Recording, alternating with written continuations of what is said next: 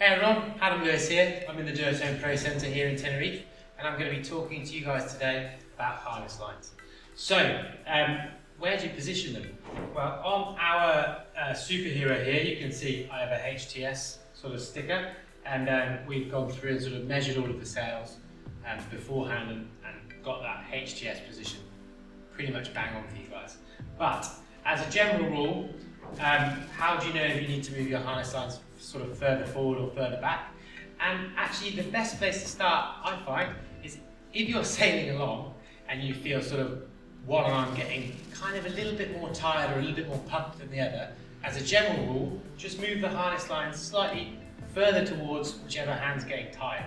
So if you imagine you're sailing along and you're feeling loads of pressure on your backhand, as a general rule, just move your harness line slightly further back and you'll end up with a slightly more balanced position. On the same way, if you feel like you're sailing along and you're getting loads of front hand pressure, or even sometimes it's just that your front arm's getting a little bit more tired, just move the harness line slightly further forward. And like that, you'll end up with that balanced position, nice and easy to sail around and not get tired. Another hot topic I get asked quite a lot is harness line length. So as a general rule, I tend to use 33-inch lines. They're like a fixed length.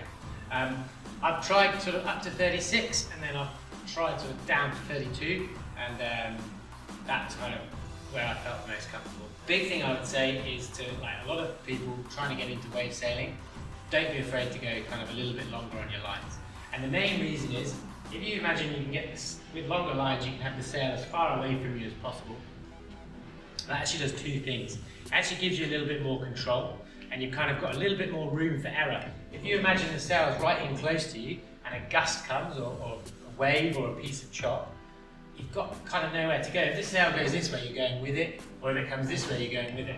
Whereas if it's sort of an arm length away, you're hooked in and you've got that sail arm length away, you've got a little bit of room for manoeuvre that the sail can kind of move and you're not going to get pulled with it. The second actually is in terms of early planing. So if you imagine with longer harness lines, the sail, you're hooked in and you're sailing along. With short lines, you're hooking in and you're starting to lean out and blast along. You're actually bringing the sail with you, and you actually end up presenting less sail to the wind.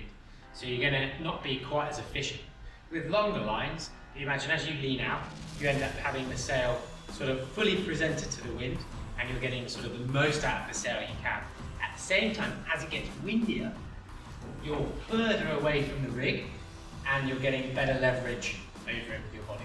So as a general rule, don't be afraid to go a little bit longer on your harness lines.